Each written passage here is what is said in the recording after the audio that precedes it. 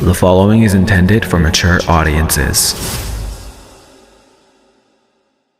Do you ever have one of those moments where life just slaps you with irony so hard that you just have to laugh about it? Not because it's funny, but because it's just so fucked up your brain doesn't know how else to react. That was me when I found out my 8th grade bully, the guy who made my life hell, would grow up to make terrorist-like threats against an LGBTQ nightclub. I wish I could say I was surprised. I wish I could say I was making this up. That's why for this episode, we're kicking things off a little different because I received a question that sparked this, asking, like most people from the LGBTQIA+ community experience bullying, is there an experience from your past that you would say puts you on the path you are on today? When listening to you, I sometimes get a level of wisdom where I feel you have been through some shit. You can skip if you don't want to answer this, but would love to relate to you on a more personal level.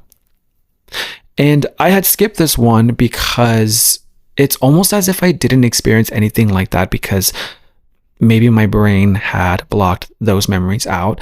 Like, I actually couldn't think of anything initially in that moment when I received that question, when I think I probably have one of the most extreme experiences. And I felt this was important to share, especially in today's political climate. So let me take you back here. I was overweight as a kid and well into my teens, and apparently I looked and talked gay, his words, not mine. In 2004, it was 8th grade. I started off rocky. I didn't want to be there, so I closed myself off to any new friends because of my insecurities. For the record, these kids were some of the nicest I had ever met. Now, get to the middle of my 8th grade school year, I'm more comfortable, I have more acquaintances, I'm in my 2-hour block class, which is where you would start your day and one teacher would teach, I believe, 3 subjects before you moved on to your other 5 or 6 shorter classes. And the teacher, who I believe is in prison now, but that's a whole other story time, would have desks grouped into 4. The 3 other kids I was grouped with were the worst possible on the planet, apparently.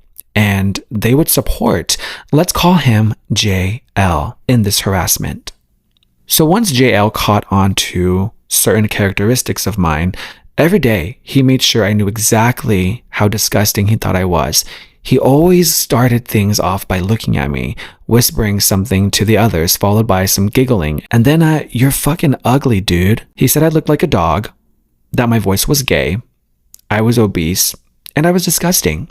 The other 2 would chime in every so often too, but JL never let me off, not even for a day. So it was always a sigh of relief when he would be absent. At first, I thought maybe he'd get bored. Maybe if I ignored him, he'd move on. He never did. And when bullies like this find a target that makes them feel powerful, they hold on like leeches. So I dealt with it.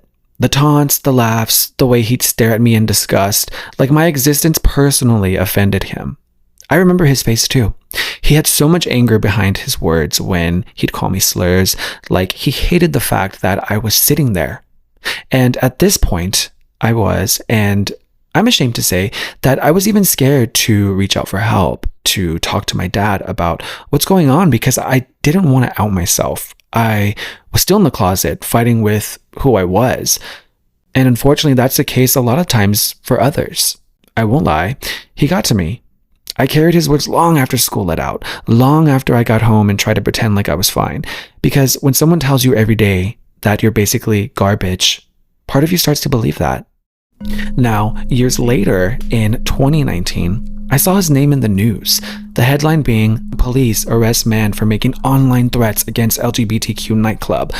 Turns out, JL had created a fake Facebook account under the name MAGA Shooter, and he wasn't just some troll behind the screen. He had guns, thousands of rounds of ammunition, the kind of arsenal that made police say if he had acted on his threats, it would have been a massacre. I had been to this club a few times and it was fun.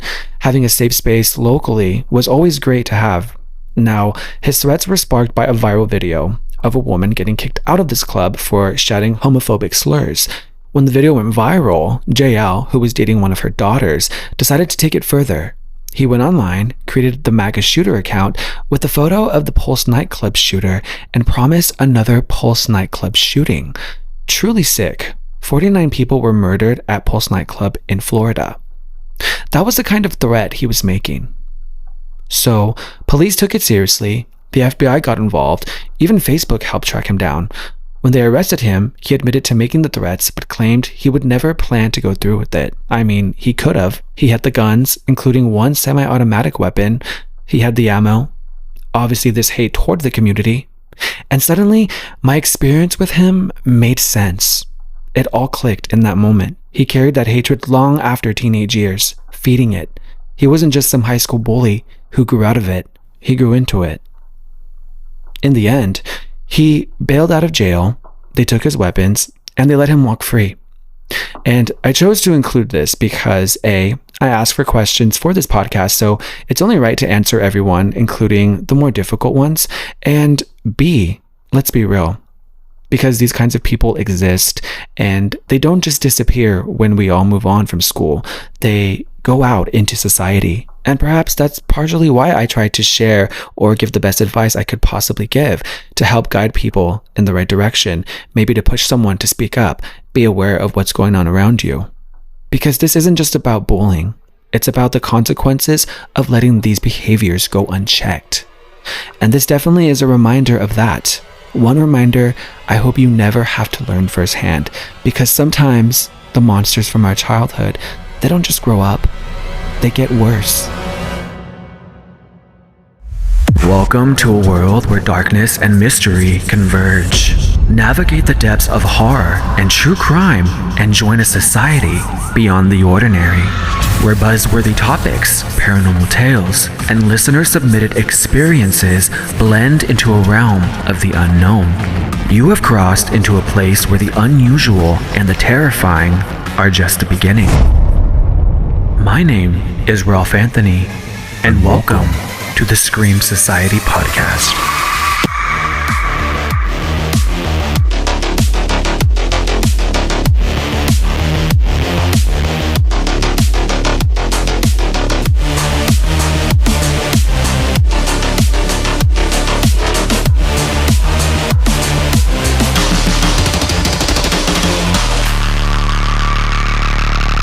What is going on, Screamers? Welcome into another episode of this variety podcast straight from the fiery pits of hell, with NASA dropping a world-ending asteroid scare only to hit us with a just kidding. Meanwhile, little monsters are out for blood over anything less than a perfect 10 out of 10 rating for mayhem.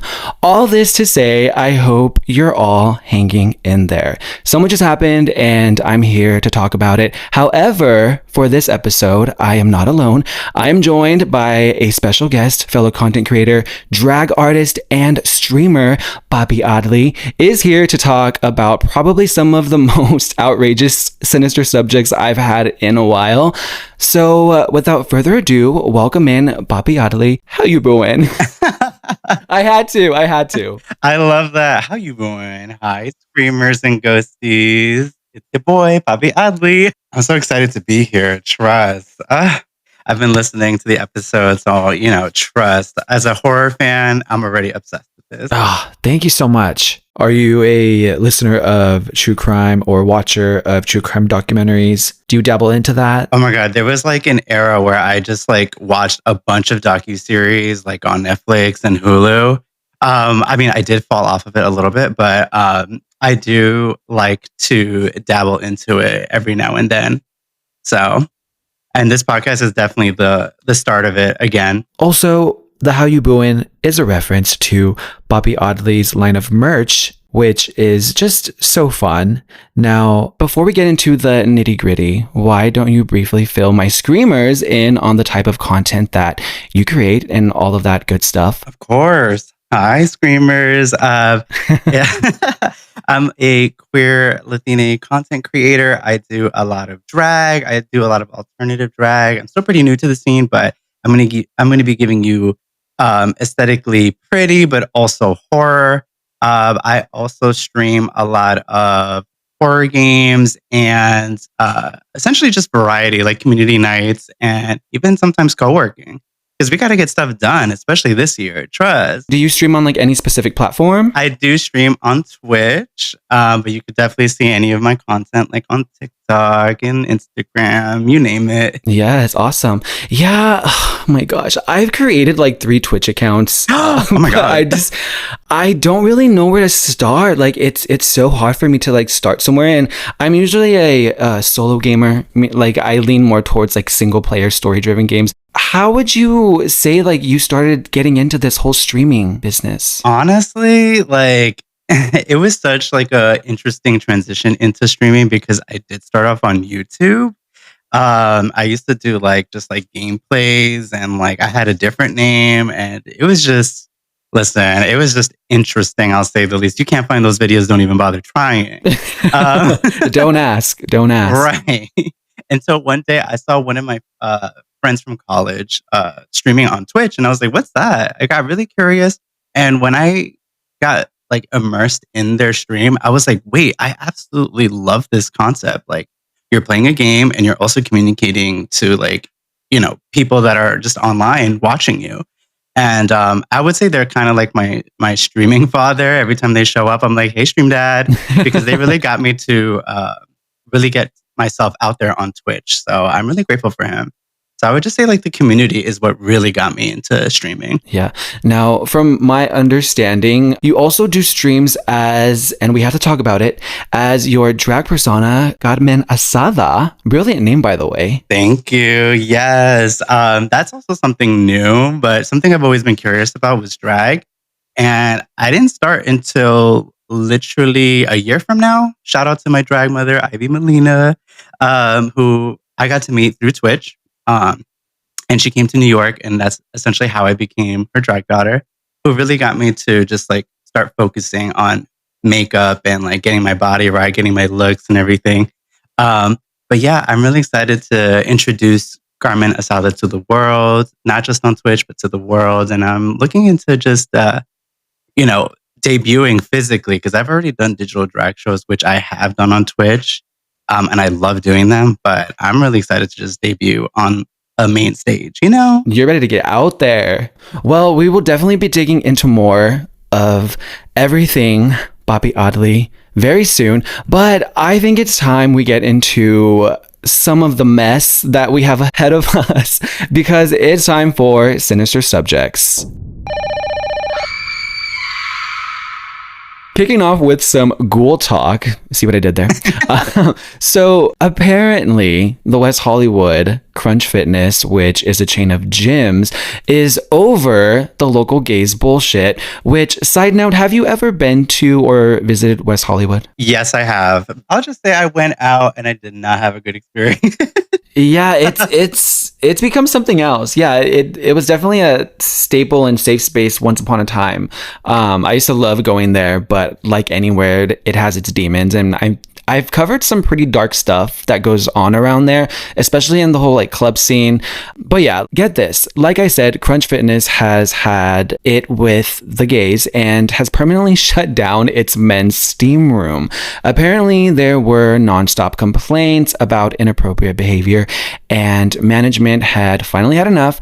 They put up a sign back in January saying it's closed for good, and if you have any questions, just to go talk to the front desk. Now, this isn't the first time they've dealt with this, because back in 2022, they had put up a sign for the same reason, and this one was just straight up. This one said, "Attention members, please do not have sex in the men's locker room. You can have sex literally anywhere else, just not at Crunch Fitness. Otherwise, your membership will be immediately revoked. Please keep this a safe space for all crunchers."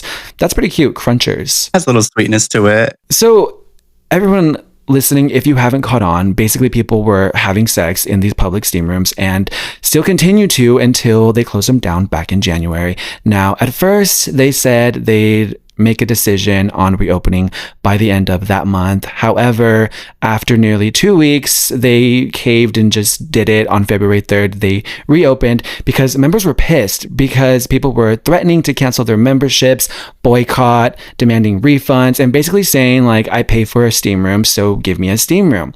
But then Crunch doubled down, and as of now, it is permanently closed. The gym manager, Sean Renzetti, I believe his name is, even came out and posted an online Facebook post saying, if you are participating in sexual activity in our public space, which is illegal, I will terminate your membership immediately. I am gay, so let's not make it okay because it's a gay thing. Now, obviously, some members still aren't happy though. And one guy, Jason Thompson, said he specifically signed up for the steam room and feels like he's not getting what he paid for. But yeah, and he also pointed out that similar stuff supposedly happens in the showers, yet those are staying open because Crunch says that showers are essential for hygiene purposes. That aside, some people think this unfairly targets the LGBTQ plus community, while others say Crunch had no choice. But yeah, either way, it's got everyone talking. I mean, I want to talk about this, but I think my question is to you. Do you think this targets the community? Ooh, well, that's a good question. Does it target the community? I mean, look who's doing it. I felt like they just had no choice, really. And don't get me wrong, I'm very sex positive. I understand like public sex being like a kink, but you just like, it's like you said, it's illegal. Yeah. So, especially in a shared space where not everyone is queer, I'm sure there's like bathhouses for that, right? Can I say that? Let me look around. Absolutely. That's where I was going to go. Yes. Oh, me looking around. Can I say that? Oh, yeah. But what I say, it's targeting. I mean, that's I'm not sure actually, because on one hand, it is, I mean, like they are the reason why it's happening, but at the same time, it's also a public space. So I don't really know where to go with that. I'm curious to hear what you have to say.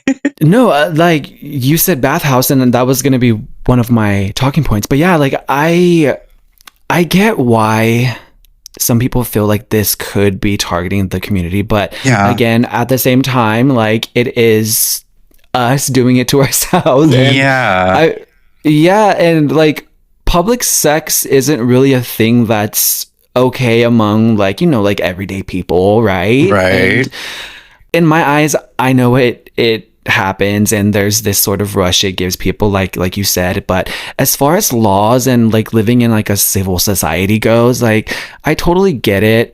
But I also get that sometimes people just need to handle their business then and there. Again, like I'm not judging, especially because I may or may not have done something of the sort in a single person bathroom though. At a gym. Oh, I knew I saw you there. Was that you? I was knocking. But yeah, like I encourage and I support sex workers. I mean, get your content, which I'm sure some have gotten there. But again, and this is the responsible side of me talking. I think in an open shared space like a steam room that's for everyone, and I've definitely seen parents bring their kids to the gym. I've seen kids buy the steam room. And yeah, and like maybe that's like where my brain is kind of going, and just take it to a bathhouse. I mean, there's weights and like gyms inside of bathhouses too. So I don't know. I don't think this is like an attack on us. I feel like it kind of takes away from bigger issues that are actually like affecting our community, especially in this political climate. Like, Right. I think stuff like this kind of takes away from that. Oh, absolutely. I felt like Crunch just had to do what they had to do. And if I may add, I mean, there are places for like that host that kind of kink. You know what I mean? Like bathhouses is a perfect example. But like, you know, I felt like they just had to do what they had to do. And I understand like where the community is coming from. But at the same time, as we mentioned, it is a shared space. So like, we're not the only ones there. There's far bigger issues out there, and that's why I wanted to bring this up, because that was the main thing that I was seeing in the articles, is that like it's an attack on the gay community, it's attack on us, and I'm just like, it's really not. Like, I think we should focus on bigger issues. I mean, a gym, like taking away the steam room is not it. I'm sorry. I'm sorry. Yeah, this is messy. Let's move on. Let's go. Okay, so I had no intention of this episode having such a strong sexual undertone. Perhaps this is a sexual awakening of the Scream Society, I guess. But remember back in December when the world lost its composure and everyone soaked their undies when the identity of the assassin who took out a healthcare CEO in New York City was revealed to be Luigi Mangione. Oh, do I? It was so crazy. Like what I was saying. Girl, the feed was feeding. It really was. Fake or not, it was definitely feeding. Yes, it was a circus. All of that seemed to have simmered down in recent months. That is until recently. And this is all alleged, but gay Twitter lost it. And this is all I was seeing on my timeline for a minute. But apparently, Luigi Mangione, again, the guy accused of killing a healthcare CEO in New York City, was allegedly really into making sex tapes.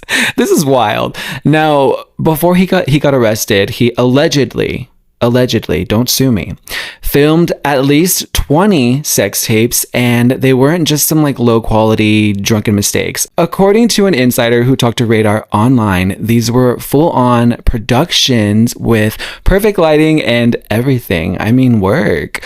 It was giving high quality OnlyFans production realness, okay? Like, despite being locked up, Mangione has managed to build a bit of a fan base. Women are apparently throwing themselves at him. The gays are lusting and creating lore of this man. And apparently, before all of this, he was already putting on a show, sharing nudes, and filming himself, again, allegedly. The source said a lot of the women he filmed with are now scared to speak out because they are worried they might somehow get dragged into this murder case. And I'm going to be honest, this is some exploitive and National Enquirer ass type of shit here. Like, this whole case has just been that since the beginning. And I mean, a ton of weird details about his life have come out, including the fact that he used to post on X bragging about having a PhD, a pretty huge dick. And it gets stranger though.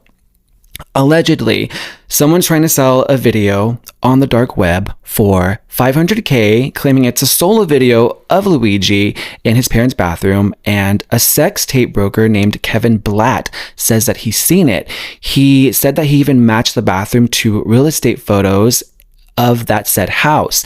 And apparently this video was created for someone on Grindr. Like, this is crazy. What the hell? Now, on Monday, March 10th, Mangione's lawyer has came out for him denying all of this, stating the tapes are fake. And as of the time of this recording, no one is interested in buying the tapes because of the murder charges. What have been your thoughts on all of this? I don't even know. It boggles my mind. Like, I'm gonna have to someone send the link so I can block it. Oh my God. Sounding like Zelda. Link. I mean, like, all jokes aside, I know I'm making jokes about the link and stuff, but it is kind of weird to just bring that up, especially after a murder case. This is a real thing. This is a real person.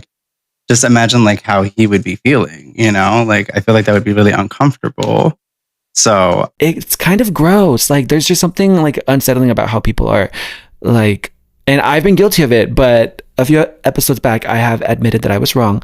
But I feel it's just the over sexualizing this guy just because he's young, educated, and attractive. There's a weird glorification of him. Regardless of how we feel about systems in place and all of that, which, hello, broken ass healthcare. Regardless of that, like I said, he's still facing serious charges. I think the real question for you here is, do you believe this sex tape is real? I honestly don't think it's real. I think it's just a stunt to keep the case alive, I suppose, or to just keep the, I guess the fame going, or just, I don't know. I feel like it is a stunt of some sort. It's working though, I guess. But yeah, long story short, I guess what we're saying is we'll believe it when we see it, okay? So share that link. Moving on to someone that nobody asked for to return, gay schools and the girls. Casey Anthony made a brief return and felt it would be necessary to offer her support to women and the LGBTQIA plus community on social media and announce her new career. Are you familiar with who Casey Anthony is? Oh my gosh. Yes. I remember where I was when I first heard it.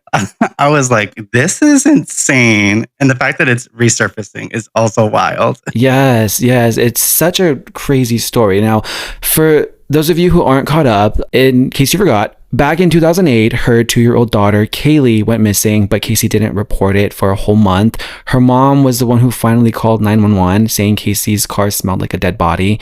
Casey kept giving cops different stories, like saying a nanny kidnapped Kaylee, but this nanny didn't even exist.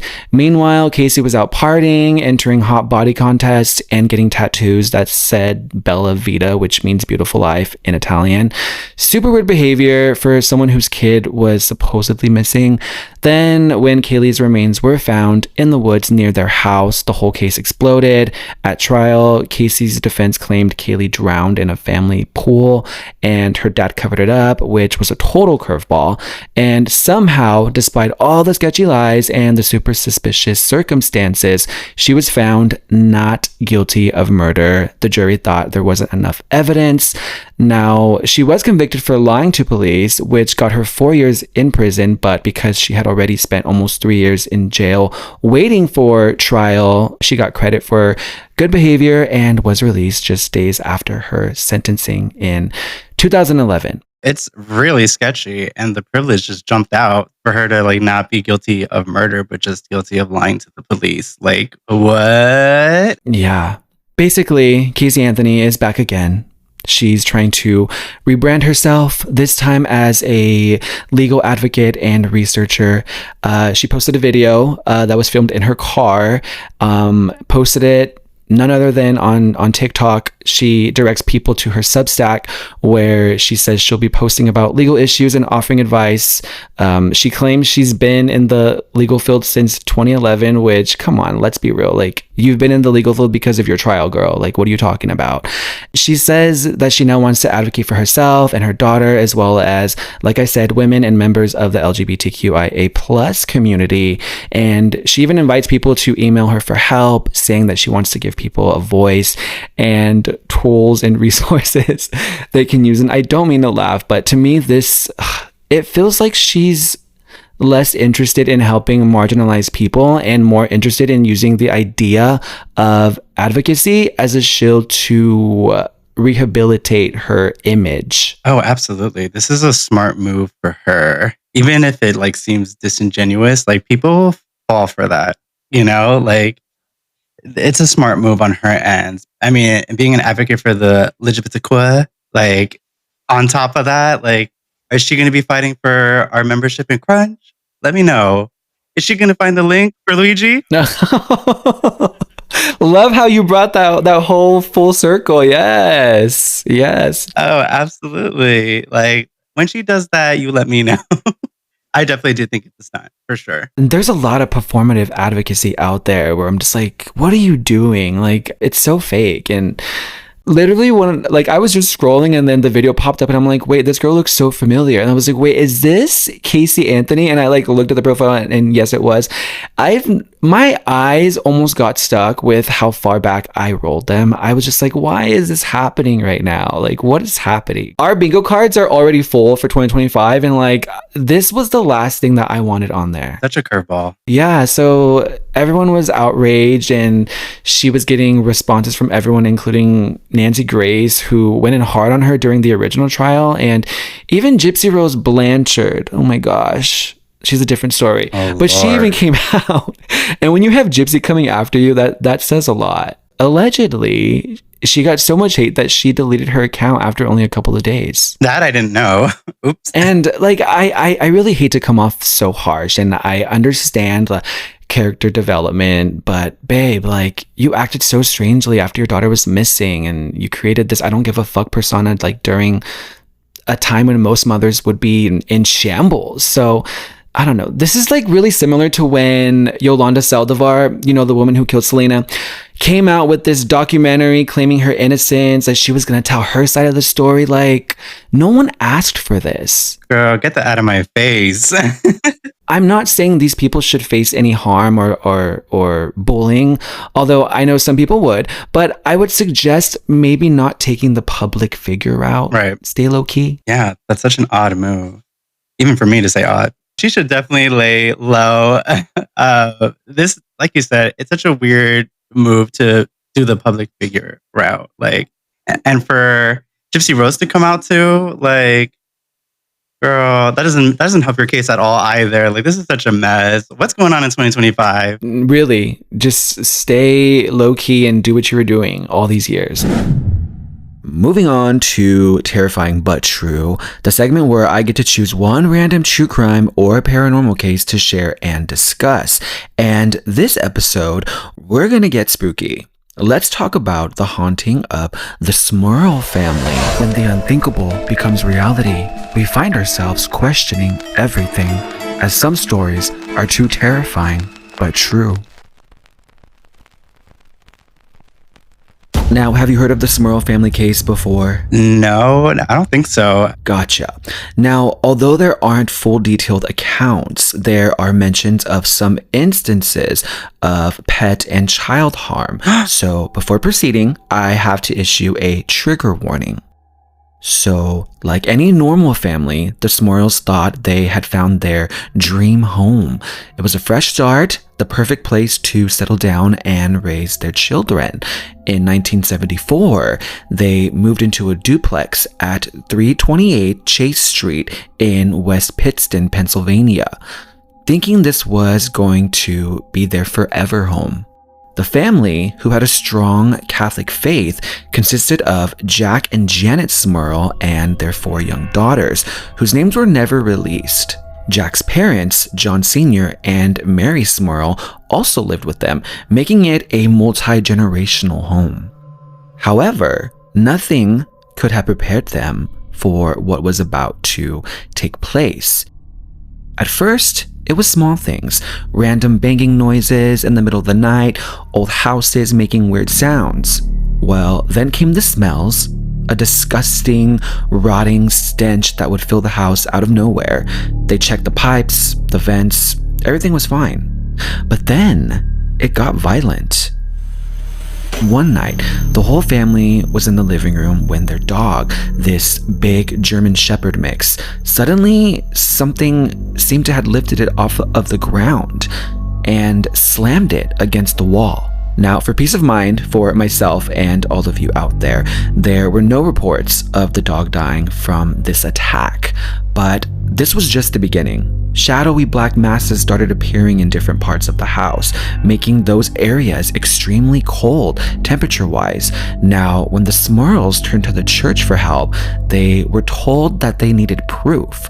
But how do you prove your house is haunted?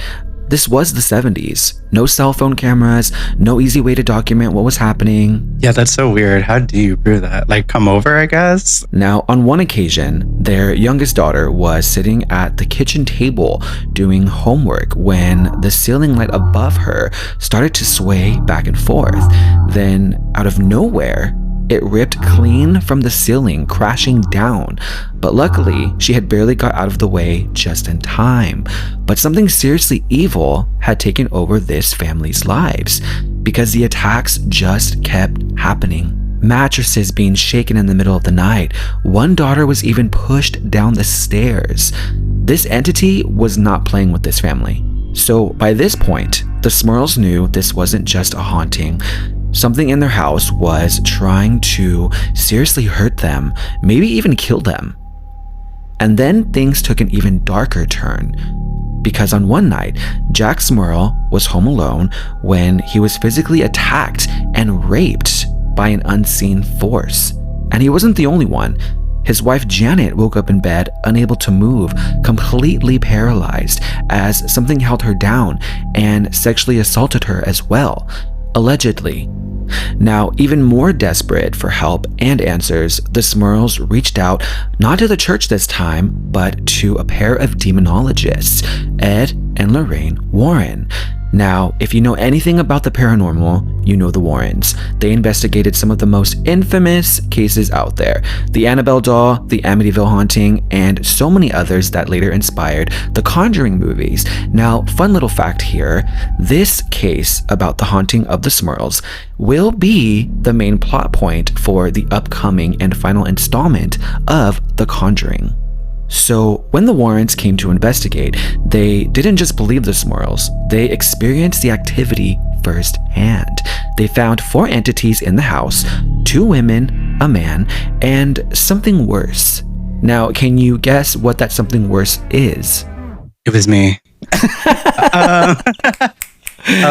I'm going to say a demon. You clocked it. Yes, a demon. Goodbye. A demon that had control over the other spirits, using them to torment the family. According to Ed Warren, the demon was very powerful. When they played religious music and prayed, mirrors and furniture started shaking. Ed felt an immediate drop in temperature, and at one point, a dark mass formed right in front of him. The demon even left a message on a mirror with the words, "Get out." After months of investigating, the Warrens claimed to have audio tapes of unexplained knocking and rapping sounds. And rapping sounds meaning sudden bangs. This demon wasn't going around spitting bars at people, okay? I'm sorry, that took me out. Now for the skepticism, because not everyone was convinced. Paul Kurtz, a professor at the State University of New York at Buffalo, dismissed the Smurls story entirely, calling it a hoax, a charade, a ghost story. He suggested the family's claims could be explained by delusions, hallucinations, or even brain impairment, which for some raised an interesting point. It is reported that Jack Smurl had undergone brain surgery in 1983 to remove water from his brain after experiencing short-term memory loss.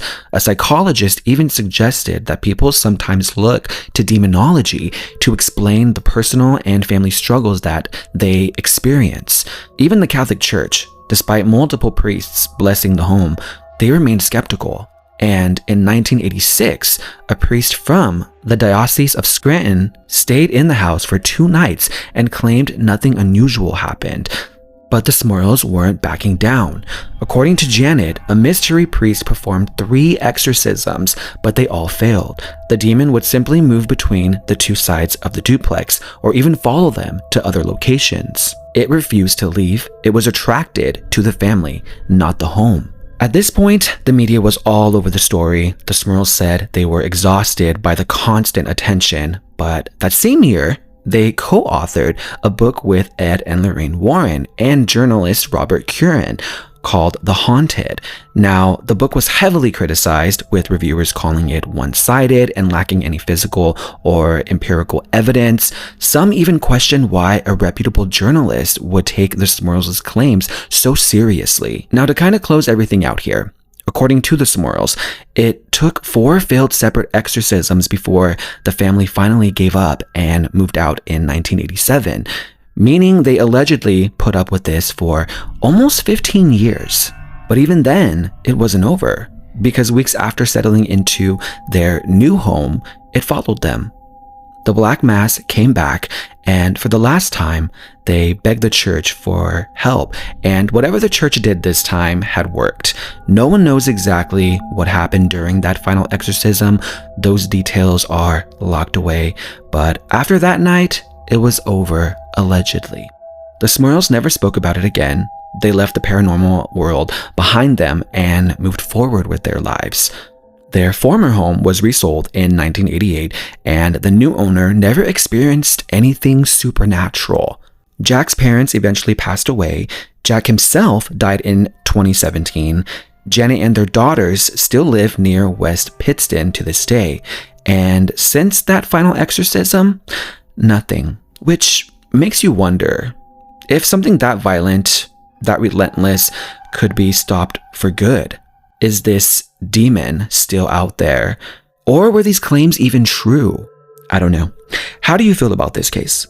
Honestly, I think that it's completely valid when people talk about paranormal stories. However, in this case, I just fact checked and Amityville Horror ended at 1974. When did this start? 1974. So maybe they wanted a little bit of, some of that taste a little bit. Um, but I mean, allegedly, I don't think it's real because like especially living in that situation for 15 years, I believe you said, like, I couldn't be me. I couldn't be living through that haunting for 15 years. So I'm going to say, you know what? It's a little bit of a hope and they just wanted a little bit of the fame. Yeah, I would not put up with that for 15 years. Like there's no way. But yeah, so that's the alleged haunting of the Smurls. And speaking of terrifying paranormal experiences, Papi Oddly, you mentioned something spooky has happened to you before. Hopefully nothing this extreme, but I need to hear this story. You got it. Definitely not this extreme for sure. So I do remember this when I was like around I want to say 12. I lived in a neighborhood somewhere in Brooklyn. I won't dox, but I was there briefly for a year, and here's why. So I remember just like feeling so cold in my room only, and I remember telling my mom and my sister like, "Hey, it's not winter time. We don't have the AC on, but it's freezing in my room. Like I can see my breath at this point." And my mom and my sister were probably, I believe they were like, "No, it's probably because you're like closer to like, not the backyard, but like the front of the house where like all the wind can come through." And I'm like, okay, sure, whatever, I didn't really know what the concept of ghosts were or like what exactly a ghost can do or anything. So I just brushed it to the side. And so did they. Cut to when very interesting things started happening around the house. We lived on a 2-floor home. And we lived on the 2nd floor, and we had neighbors on the 1st floor, and they've been meaning to rent out this space for a really long time, and along came us, right? So,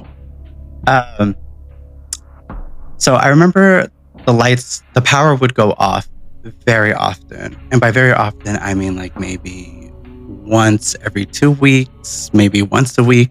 And all the lights would turn off except my sister's room, which was right next to my room. And I remember being so scared and like running to my sister's room, like, "Hey, knock, knock, knock. The power went off. I know you can't tell." And my sister was in her teens around this time. So like, imagining opening up a teen's room. My sister's like, "Oh, again? Okay." And we would have to go downstairs to our neighbors to like get the power switch on because the switch was in their basement, which we don't have access to. So we had to do that a lot.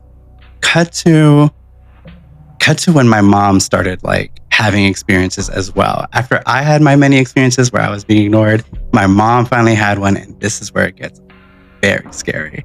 So my mom was watching TV this one night. She was enjoying her wine. She was enjoying her food, her late night meal. She was watching something, and then it was time for bed. She turned off the TV, and as she was walking back to her room, the TV turned on. She was like, "That's strange. I thought I turned that off." So she went back, turned it off, was walking back to her room, and it turned on again, this time really loud. And she was like, okay. I mean, I'm like putting words in her mouth, but I'm pretty sure she was like, "Am I tripping?" So she walked right back to the TV and unplugged it. And as she walked away, it turned on. And that's when my mom was like, okay, something is really off about this, but she wasn't completely sure. And then the mysterious things of like me, like I had a, what is it called? When you climb up the ladder, a bunk bed, but just like one up there. And I had like a desk under. Sometimes when I go to sleep, I would wake up with a bloody nose, trigger warning, blood, with a bloody nose. And I'd be like, did I get hit? And then sometimes I would wake up on the floor, but I don't remember falling. I have like gates around my bed. There's no way. Take what you want, believe what you want. This is my vivid memory of how I remember this, and like waking up on the floor, waking up with bloody noses, like all confirmed by my mom and my sister. I'm not making that up.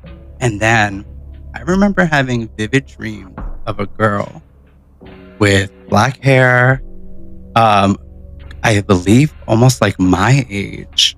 And I would remember having this dream where she was like in my closet in my room, and I would have to walk up to it to always talk to her. And I know her name, but I'm a very firm believer if you say her name or like say any like spirit's name, they come to you. So I'm not going to say the name, but I still remember it to this day, and so does my mom and my sister.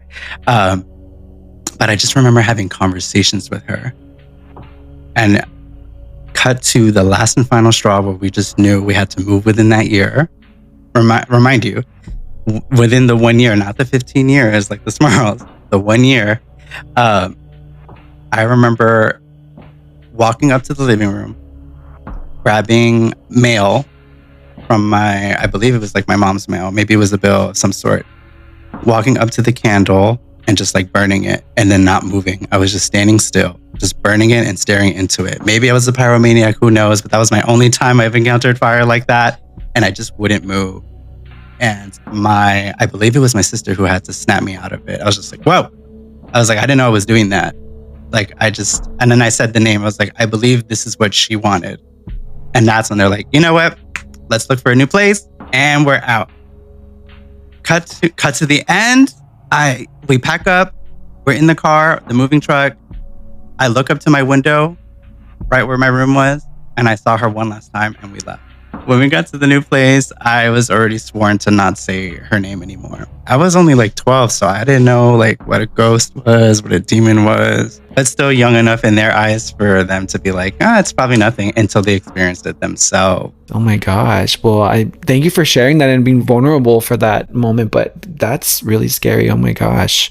It's terrifying, trust. Like, yes, I love horror and like scary shit, but I think I'm the biggest chicken when it comes to like spirits and stuff like that. Like, that's so funny because I get the opposite reaction, because after that I got really curious. I mean, not about her specifically, but that's probably where my love for the paranormal just started. Yeah. All right. Let's move on before I conjure something. And now let's dive into Ralph versus the Rot, where I take on your questions and do my best to give you a fair perspective and advice, because society is decaying and I'm here to call it out. As always, if you would like me to share an experience of yours, share something you find creepy or interesting, or simply want to ask me a question, head on over to beacons.ai/The Scream Society and click on the Society submissions link. Remember, everything remains anonymous. If you could be part of a famous horror franchise, which would you choose and what role would you play? I'm going to go first really quick because I've said it before on this podcast. I'm going to make mine short. I'm a slut for slashers. Obviously, Scream. I'm the killer. I would be in multiple sequels because you wouldn't know it was me, because I would manipulate everyone until the final film. So no, that is a good answer. Scream is so iconic. Yes. So for me, I don't know if you know about VHS. Yes, I would love to be a part of like a little mini episode of VHS, because it's like a bunch of like docu-films, like, oh, this happened, and like you found cursed tapes. I would love to be in one that's like so like gory and like monstrous. Like I would love to either be like, I don't know, example would be like if I just turned into a monster, or if I was being murdered or something, like that would be so iconic. Yeah. It like gives you chills. I love constant chills. Yeah. Like not just like like when you're waiting for that one moment, you get chills and then it's over. With VHS, you get it every single time. So that's what I love. Have you seen the newest one? VHS Beyond? Yes. No, that's the only one I haven't seen yet. Yeah, same. Haven't watched that one yet. That's a good one. Horror-related urban legend from either of your hometowns or culture. I mean, there's a lot from. I mean, I'm Mexican, so like there's so many there. But do you have one from like your like local town? Is there like a local like folklore, like a urban legend? Urban legend around this town? I'm not too sure. I was trying to think of like Ecuador because I'm Ecuadorian. There is a story called La Cantuña, if you know what that is. No. Okay. This happened. Really quickly. It's a very prominent urban legend in Ecuador, specifically in Quito, which is like the landing point of if you were to ever fly there in Ecuador. There's only two locations you can fly in, Quito or Guayaquil. And I always go to Quito, which is a lovely place. beautiful gowns. But um, it's just like a legend about like an architect who like apparently made a deal with the devil to like Ooh. finish like his work overnight. He was like trying to like complete I believe an atrium in exchange for his soul. Isn't that wild? Oh my And now he gosh. just haunts the whole city of Quito. Ew. Imagine making a deal with the devil to get your job done. You know what? Where do I sign? Where can we go to get our content pushed out farther? Like, come on. Now that I'm thinking about, okay, so I grew up in Fresno, California, which is like a little farming town in California. It's like we call it the armpit of California. So it's like a farming town. I don't live there anymore, so I'm going to just share it. But yeah, there was something that came out on the Sci-Fi Channel. It was called Fact or Fake, where they would find different tapes from around the world of paranormal stuff. It could be anything, Bigfoot, UFO, all of that stuff. And there was one based in Fresno, California. So when I saw this, I was like, wait, what is this? And they're called the Fresno Nightcrawlers. And the original video is what was scary. Do you know what I'm talking about? Yeah, I do actually. Go on. Sorry. So backstory, like this man was having issues with burglars and stuff like that. And he put cameras out. And there was this one night where these two little things that look like they were wearing capes, they're like really skinny and they're just like running across the lawn, and it's just really weird how they looked, and like their heads looked like triangle, and I don't even know how to explain it, but yeah, like, and I saw that and I was like, what the hell is this? And then they like went out to like test it to see if they could like debunk it, and they couldn't. So like, what are they like? Are they like aliens? Like, what is it? So yeah, I think that's why, because I don't even know like what exactly what category that would fall under. I would say, I mean, I feel like it would be aliens, but I mean, it could still be under like Or like a troll, a duende. a troll. Oh yeah. Oh my God, the grumpy old troll. Yes. I got a question that said like, when dating is not making enough time, a red flag. And then I opened my email and I got this other submission, which is pretty long and it's pretty crazy. So I'm gonna combine them. So buckle up, okay? Matched with a guy on a dating app in late 2023. First date was fine. He brought me flowers, seemed nice, but I wasn't really feeling it. Then, as we talked more, I changed my mind. He seemed perfect, great job, good dad, came from a solid family, felt too good to be true, but everyone told me I was overthinking. A couple months in, I was at his place when someone started banging on the door like a lunatic. He swore he had no idea who it was, so I let it go. Then it happened again on a different time, and this time I saw Ring doorbell footage. It was another woman. Of course, he had the perfect excuse. Then I started getting weird notes on my car, but I figured it was just some crazy ex. Then he got distant, said work was stressing him out, so I backed off, and suddenly he was questioning me about being distant. Then he tells me he's been getting weird texts too. Mine were straight up warnings about him, but he always had an explanation for everything. Then I had a health issue, and he swore he'd be there for me. Then he ghosted. A month later, he pops back up saying he was just dealing with a lot. I stupidly gave him the benefit of the doubt. Just when things seemed back on track, he drops that an ex reached out. That was it. I cut him off. Thought I was done, but then random numbers kept texting me to stay away from him. I should have changed my number, but that wasn't an option. Pretty sure they didn't know my address, but who knows. Oh, and his final parting gift, he gave me an STI. That was a lot. Robin, that was a lot. Have you seen that video of Robin, the hairdresser? Yes. Robin, that was a lot. Okay, so that, and with the question above that, when dating is not making enough time, a red flag. You read the question. I did not expect that story, but yeah, me trying to intertwine it together. Is not making enough time a red flag? Yes, I do think it is a red flag, because if he could, he would. You know, if I could make the time through my full-time job, streaming and content creating, then so can he. So that's all I'm going to have to say about that. Also, you're better than me, because the red flag would have been the knocking on the door and you would never hear from me again. At my big ass age, like, I would not be wanting to put up with that. There's no way. Right. I don't have the mental capacity to just even think about someone else looking for me. And I'm sorry you got a STI. Oh my God. That's like, I forgot about that part. that's figured out. obviously this person was like running around and just like being messy. All for us to just say, don't trust men. I believe in like trusting your gut if you feel something is off. Obviously, don't go making up scenarios, but if it comes to the point where there's an excuse for every little thing, then it's like, okay, come on, what are you doing here? You need to know like when it's time to walk away. Like, your time is so precious. Please remember that and value yourself more.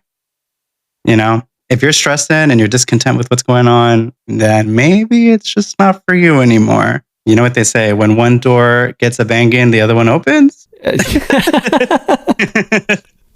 Yes, absolutely. But yeah, thank you for sending in that. And I hope like things are going okay for you now. And yeah, definitely that guy was garbage. Stay safe. That was Sex Ed with Ralph Anthony and Papi Oddly. Tune in next week. So, unfortunately, it's time to wrap things up. But before I let you go, I created a little bonus segment just for you. Everyone, welcome to Oddly Rapid, where I'll say the category, then ask you a series of questions about that category, and you have to try to answer in 10 seconds or less. Think of this as a way to share anything about yourself you'd love people to know more about. Oh, God. Does that sound okay? Do you think you could do it? I think I can. Oh, God. Category is drag. Favorite drag look you've ever done? Ooh, Demon Asada. You could see it on Instagram. If Carmen Asada had a theme song, what would it be? Ooh, you know that song, Tacos y Caca. Tacos y Caca. Tacos y Caca. Your go-to lip sync song? Ooh, definitely Moonlight by Kelly. Drag brunch or drag after party? Ooh, drag brunch sounds like fun. I feel like that's where you get the most tips. Category is streaming. Most chaotic thing you've ever done on stream? Oh my God. Oh my God. Wait. That's too much. I gotta think. Doing 2 cartwheels without hurting myself. Yeah. What's your dream stream collab? Ooh. Oh, this is so stressful.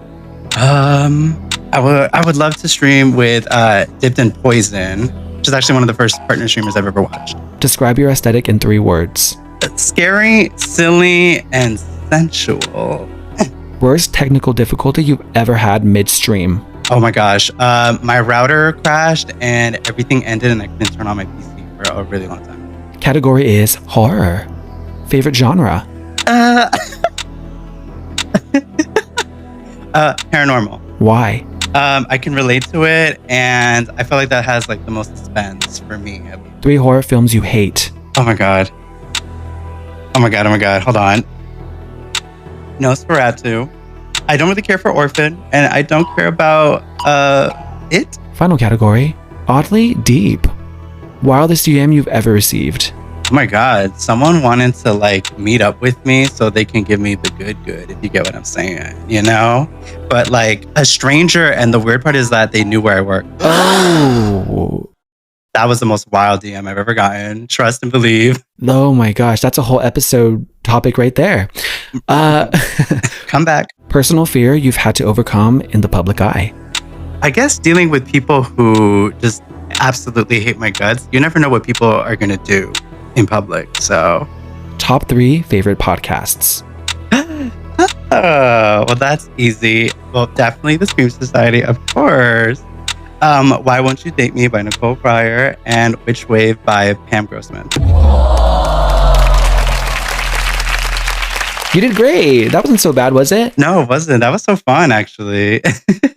Good. Thank Glad you you. had fun. Of course. All right. Now, before we wrap up, go ahead and let the people know what you have going on and where to find you. Well, yes. Feel free to find me any of my social medias like TikTok, YouTube, Instagram, you name it, with the name Papi Oddly for everything. Trust, you can find me. What do I have going on? I am currently streaming Sunday, Monday, Thursdays, all at 9 p.m. Eastern Time, Tuesday at 12 p.m. And something new that's coming up now on TikTok, I started to do some helpful tips like streaming stuff, which I will be posting on YouTube as well. But as well as like food locations. So if you're feeling, like you want to like explore New York or New Jersey. Oh, I love I'm making that. TikToks about that now, but not something I'm exploring. It's something new, but keep an eye out for that. Yes, yes, yes. All right. Well, it's been a pleasure, and hopefully you come back. Hopefully I didn't scare you away too much, but I would love to have you back on to run your mouth with me once again. I would love to come back. Thank you so much for having me. Of course, of course. All right, everyone. Thank you for listening in, and I will scare you all on the next episode. Bye, Screamers. How you doing? Thank you for tuning into the Scream Society podcast, hosted, written, produced, and edited by yours truly, Ralph Anthony. Help the society grow by subscribing on your favorite platform and leave a rating and review. I always strive for 5s. Have a horror or paranormal experience? Want me to answer your questions on the show? Submit to beacons.ai/The Scream Society. Connect with the podcast on Instagram, TikTok, and YouTube at Scream Society Podcast. And until next time, I'll scare you on the next episode.